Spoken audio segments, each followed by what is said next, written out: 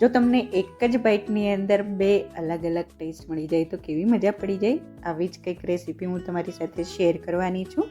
આજે હું તમારી સાથે ગુજરાતનું ફેમસ ફરસાણ પાત્રા અને ખમણ એકસાથે 2 in 1 રેસીપી કેવી રીતે બનાવી એ હું તમારી સાથે શેર કરીશ. તો આ 2 in 1 રેસીપીમાં સૌથી પહેલાં આપણે પાત્રા બનાવશું. પાત્રા બનાવવા માટે સૌથી પહેલાં 10 થી 12 અળવીના પાન લઈ લેશું. પાનને એકદમ ફ્રેશ સરસ રીતે લઈ લીધા છે. આ માર્કેટમાં પાન તમને આસાનીથી મળી જશે. પાનને સરખી રીતે બંને બાજુ આપણે ધોઈ નાખશું. ધોવા ખૂબ જ જરૂરી છે. ધોઈ લીધા પછી આવી રીતે બંને બાજુથી આપણે લૂછી નાખશું. એક સરસ રીતે આવી રીતે લૂછવા જરૂરી છે, કેમ કે પાણીવાળો ભાગ હશે તો આપણે ચણાના લોટનું બેટર લગાવશું તો પાણી છે એ વધી જશે. હવે પાછળના ભાગમાં જે આ નસવાળો ભાગ છે એને આપણે કટ કરી લેશું. આવી રીતે એન્ડમાં પણ બંને બાજુ જે જાડી નસો હોય એને પણ કાપી લેવી અને આવી રીતે 1 by 1 બધા પાનને આપણે નસો કાઢી અને રેડી કરી નાખશું. તો ફ્રેન્ડ્સ, બધા પાન રેડી છે. હવે આપણે એક ચણાના લોટનું બેટર બનાવવાનું છે. એના માટે 1/2 કપ ચણાનો લોટ લઈ લેશું. 3 ચમચી ચોખાનો લોટ એડ કરી દેશું અને 1/2 ચમચી આખા ધાણા છે એને વાટીને લઈ લીધા છે. 1/2 ચમચી કાળા મરીનો ભૂકો લઈ લેશું. 1 ચમચી સફેદ તલ એડ કરી દઈશું. 1/4 ટીસ્પૂન જેટલા અજમાને એડ કરશું. 1/2 ચમચી હળદર પાવડર એડ કરી દઈશું. 1 ચમચી લાલ મરચું પાવડર એડ કરશું. 1/2 ચમચી ગરમ મસાલો, 1 ચમચી ધાણા જીરું પાવડર એડ કરી દઈશું. 1/2 ચમચી હિંગ એડ કરી દઈશું. સાથે 1 ચમચી ગોળ એડ કરશું અને સ્વાદ પ્રમાણે મીઠું એડ કરી દઈશું. 2 ચમચી આદુ મરચાની પેસ્ટ એડ કરી દઈશું. 3 ચમચી આંબલીનો પલ્પ અથવા આંબલીનું પાણી હોય એ એડ કરી દઈશું અને 1 થી 1.5 કપ જેટલું પાણી છે આપણે ધીમે ધીમે એડ કરશું. જરૂર પડે એ પ્રમાણે એડ કરશું. 1 ચમચી તેલ એડ કરી દઈશું અને હવે બધી વસ્તુને સરખી રીતે મિક્સ કરી એક સરસ એવું આવું બેટર બનાવી લઈશું. બેટરને વધારે પડતું પતલું કે ઘાટું નથી બનાવવાનું. પતલું હશે તો પાત્રાના રોલ સરખી રીતે નહીં વળે અને ઘાટું હશે તો આ બેટર છે એ પાત્રા ઉપર સરખી રીતે સ્પ્રેડ નહીં થાય. આ ટાઈમે આ બેટરને આપણે ટેસ્ટ કરી લેવાનું. જો તમને મીઠું, ખટાશ કે ગળપણ ઘટતું હોય તો એડ કરી દેવાનું. તો ફ્રેન્ડ્સ, હવે જે આ ડાર્ક ગ્રીન વાળો ભાગ છે એને આપણે નીચેની સાઈડ રાખી દઈશું અને જે લાઇટ ગ્રીન વાળો ભાગ છે એની ઉપર આપણે જે ચણાના લોટનું બેટર બનાવ્યું છે એને સ્પ્રેડ કરી દઈશું અને બેટરને આપણે એકદમ પતલું લેયર સ્પ્રેડ કરવાનું છે અને 1 by 1 બધા જ પાન ઉપર આપણે ચણાના લોટનું બેટર છે એ સ્પ્રેડ કરતા જઈશું. આપણે એક ચોરસ શેપમાં પાનને સેટ કરવાના છે અથવા લંબચોરસ કોઈ પણ ચાલે. એટલે આવી રીતે સાઈડમાં વચ્ચે જ્યાં જરૂર પડે ત્યાં પાનને સેટ કરતા જવાના. જો તમે જોઈ શકો છો કે એક ચોરસ શેપ બની ગયો છે. હવે કોઈ પણ એક સાઈડથી આપણે પાત્રાનો રોલ વાળવાનો છે તો આવી રીતે ધીમે ધીમે અને એકદમ ટાઈટ એવો આમાંથી આપણે રોલ વાળી લઈશું. તો ફ્રેન્ડ્સ, સરસ રીતે રોલ વળાઈ ગયો છે. હવે આ પાત્રાના રોલમાંથી મેં 2 અલગ અલગ રેસીપી બનાવી હતી.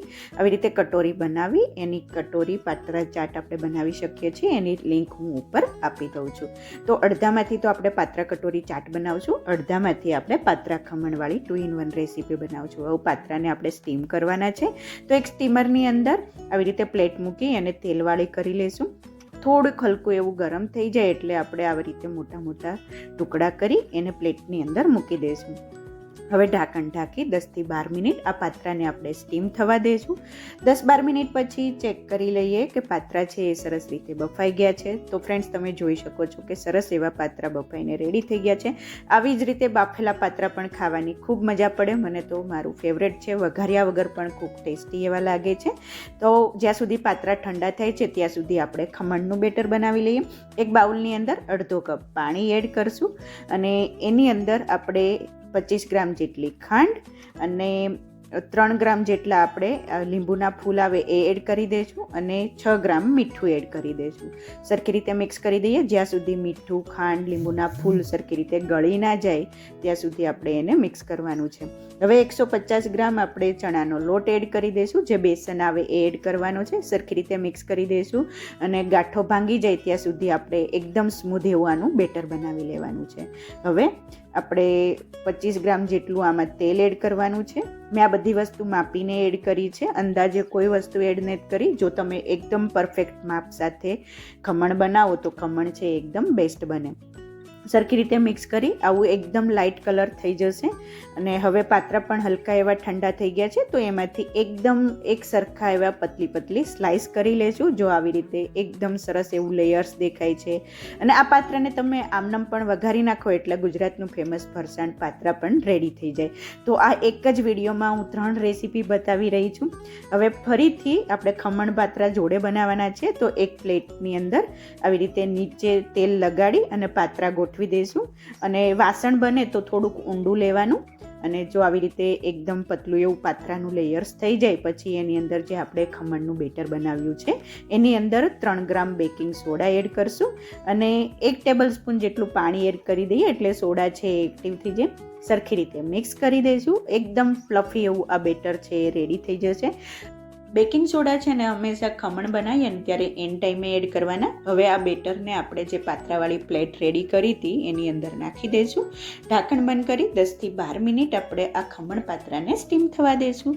10-12 મિનિટ પછી ચેક કરી લઈએ. સરસ રીતે આપણું ખમણ છે એ બનીને રેડી થઈ ગયા છે. છરી નાખીને પણ ચેક કરી લઈએ. એકદમ છરી છે એ ક્લિયર આવી છે એટલે આપણા ખમણ છે એ પરફેક્ટ રીતે સ્ટીમ થઈ ગયા છે. સ્ટીમરમાંથી પ્લેટને બહાર કાઢી લેશું અને થોડીક વાર માટે ઠંડા થવા જઈશું. તો ફ્રેન્ડ્સ તમે જોઈ શકો છો કે ફરતી કિનારી છે એ છૂટી પડી ગઈ છે. છરીથી આપણે પ્લેટથી આ ખમણને છૂટા પાડી દઈએ એટલે આપણે પ્લેટ પલટાઈએ તો આસાનીથી સેપરેટ થઈ જાય. હવે પ્લેટને હળવા હાથે આપણે પલટાવી દઈશું અને ધીમેથી આપણે પ્લેટને ઉપર કરી લેશું. તો ફ્રેન્ડ્સ તમે જોઈ શકો છો કે સરસ રીતે આપણે પાત્રા ખમણ બનીને રેડી થઈ ગયા છે. એકદમ સરસ જાળીદાર ખમણ બન્યા છે. પાત્રાનું પણ એક સરસ એવું લેયર્સ દેખાય છે. તો ફ્રેન્ડ્સ આવી રીતે એક જ વિડીયોમાં હું તમને એક સાથે 1 નહીં 2 નહીં પણ 3 રેસીપી શેર કરી પાત્રા ખમણ અને પાત્રા ખમણ જોડે.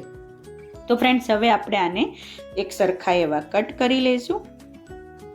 કરતી વખતે થોડુંક ધ્યાન રાખીને કટ કરવાનું છે. હળવા હાથે કટ કરવાનું છે એટલે સરસ રીતે આપણને આના પીસીસ બનીને રેડી થઈ જાય. તો ફ્રેન્ડ્સ હું તમને જો એક પીસ તમને બતાવું. એકદમ સરસ એવા જાળીદાર ખમણ બન્યા છે અને લેયર્સવાળા પાત્રા બન્યા છે. હવે આનો આપણે એક સરસ એવો વઘાર કરવાનો છે. વઘાર કરવા માટે એક વાસણની અંદર 2 ચમચી તેલ એડ કરી દઈશું. તેલ ગરમ થઈ જાય એટલે અડધી ચમચી રાઈ, 1 મરચાના કટકા, 5 થી 6 મીઠા લીમડાના પાન અને 1 ચમચી તલ એડ કરી દઈશું. તલ સરખી રીતે ફૂટી જાય એટલે એની અંદર આપણે અડધી ચમચી હિંગ એડ કરી દઈશું.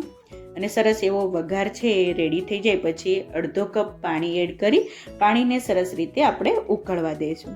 સરસ એવું પાણી ઉકળી ગયું છે. હવે એની અંદર 2 ચમચી ખાંડ એડ કરી દઈશું. સરખી રીતે મિક્સ કરી ખાંડ સરખી રીતે પીગળી જાય અને એક હલકું એવું સ્ટીકી સિરપ બની જાય પછી આપણે ગેસની ફ્લેમ બંધ કરી ગરમ ગરમ જ આ વઘારને આપણે પાત્રા ખમણ ઉપર રેડી દઈશું.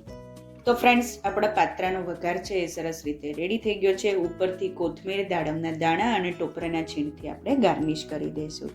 તો છે ને એકદમ સરસ એવી યુનિક રેસીપી. તમે પાત્રા ખમણ તો ખાધા જ હશે આઈ એમ શ્યોર, પણ ક્યારેય આવી રીતે પાત્રા ખમણ બનાવીને નહીં ખાધા હોય, આ 2 in 1 રેસીપી ક્યારેય નહીં બનાવી હોય તો ચોક્કસથી એકવાર આ બનાવજો. ખૂબ જ ટેસ્ટી બને છે. કંઈ જ વાર નહીં લાગતી, ઝડપથી બની જાય છે.